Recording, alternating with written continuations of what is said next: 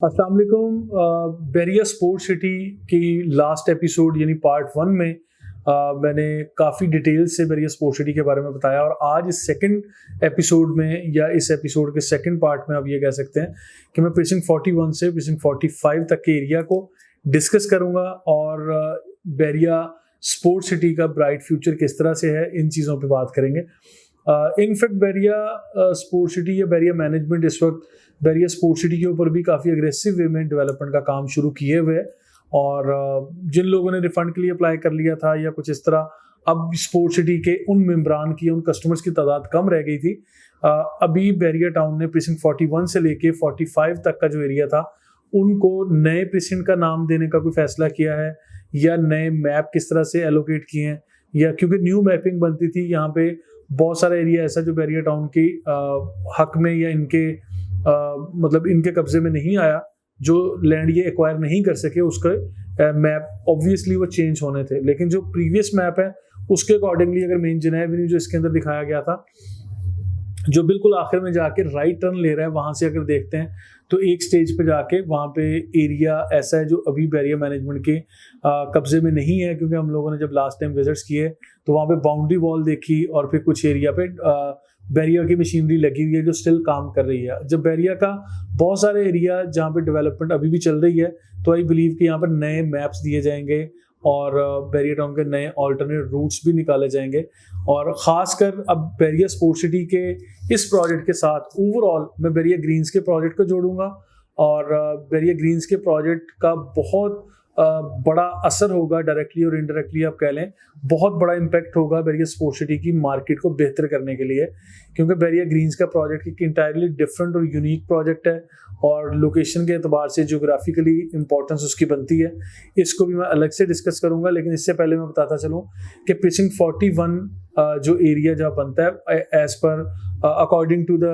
Previous map, उस area पर इस वक्त डेवलपमेंट का काम जारी है। प्रीसिंक्ट 42 और 42A का जो एरिया बनता है वहां तक भी मशीनरी का इस वक्त लगी हुई है, काम हो रहा है। और जो एग्जैक्टली प्रीसिंक्ट 44 या 45 का एरिया बनता है या इवन 43 का एरिया बनता है, उसको भी मैं वाज़ेह तौर पे इस तरह से नहीं कह सकता कि ये एरिया बैरिया की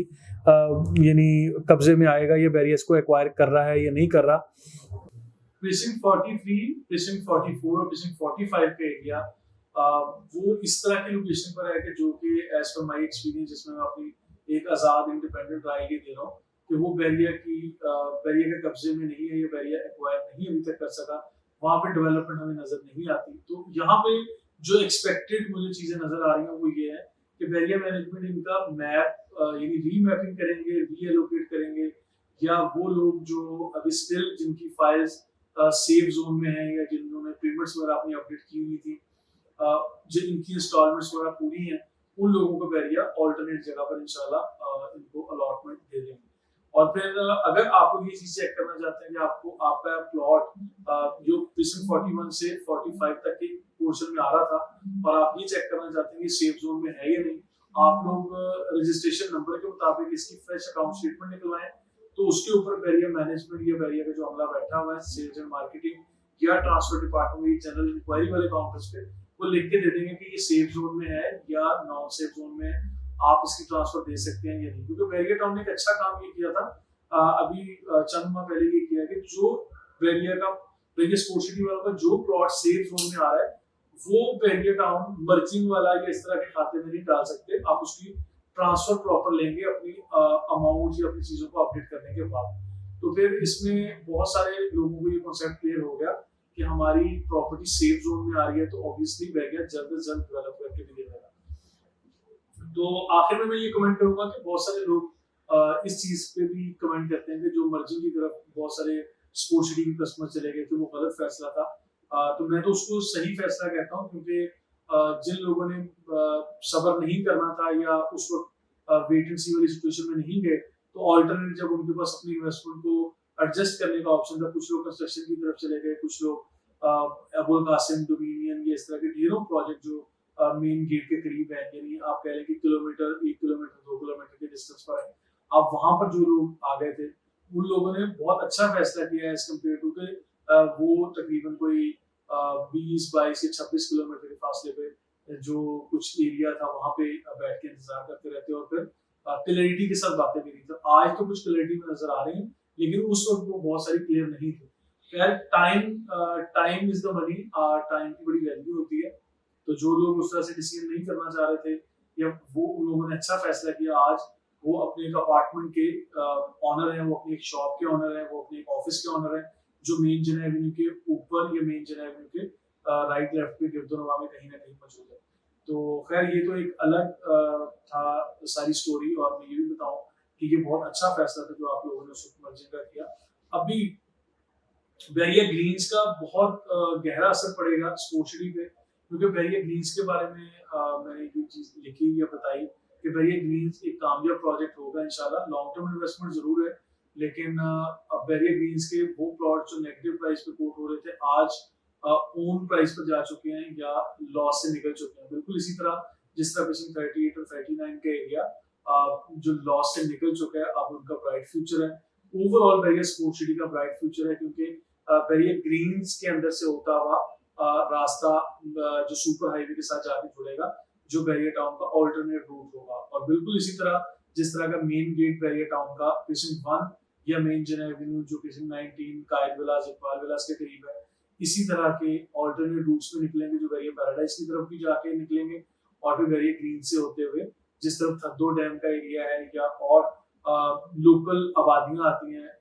बैरिया टाउन के इस एरिया से निकल के, जब आप ट्रैवल करते हैं गडाफ की तरफ और फिर सुपर हाईवे की तरफ, यहाँ लोकल आबादियां आती हैं, लेकिन लोकल आबादियों में छोटे बड़ी सड़कें, छोटे बड़े रास्ते आज भी मौजूद हैं। वो कच्चे पक्के रास्तों से मैंने ट्रैवल किया हुआ अल्हम्दुलिल्लाह, और मैं आप लोगों को भी कहता हूँ अगर रिसर्च का हिस्सा बनाए, उस तरफ आप ट्रैवल करते हैं, तो आप लोगों को अंदाजा होगा कि फ्यूचर इस तरफ बैरिया टाउन का बनेगा, और इधर से रास्ते भी निकलेंगे जो कि लिंक करेंगे सुपर हाईवे की तरफ। तो फिर बैरिया टाउन का ये वाला पोर्शन, जैसे मैं बैरिया ग्रीन कह रहा हूँ, ये भी इंशाल्लाह सक्सेसफुल एरिया होगा। और इसके साथ साथ बैरिया स्पोर्ट्स सिटी की अहमियत बढ़ जाएगी, क्योंकि बैरिया स्पोर्ट्स सिटी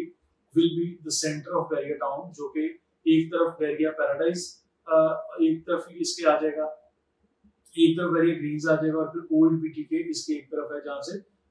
डिस्टेंस जो आज हमें ज्यादा लगता है, लेकिन ये 15-16 किलोमीटर 18 किलोमीटर का डिस्टेंस जो कि स्टेडियम तक बनता है, ये भी सिमट जाएगा इंशाल्लाह, जब सिग्नल फ्री ट्रैफिक है, जब आपकी बिल्कुल इजी गोइंग ट्रैफिक होगी यहाँ पे, तो फिर आप जिना एवेन्यू के ऊपर ट्रैवल करके स्पोर्ट्स सिटी तक बड़े आराम से ट्रैवल करेंगे।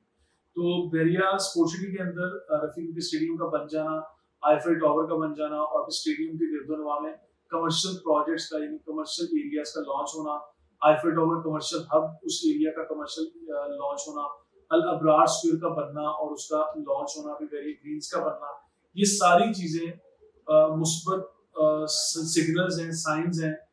कि ये वाला जो प्रोजेक्ट है बैरिया स्पोर्ट्स सिटी का, ये इंशाल्लाह it has become one of the most prominent and successful project of Bairia town. जिन लोगों की यहाँ पर इन्वेस्टमेंट है, खुदारा वो कम कीमत में या सस्ते दामों पे इस वक्त बेचने की कोशिश ना करें। अगर आपने इससे पहले कुछ फैसले कर लिए हैं, वो अच्छे थे बुरे थे, वो एक साइड पे, लेकिन अब से ऑनवर्ड जो आपका टाइम फ्रेम चल रहा है, काउंटडाउन है,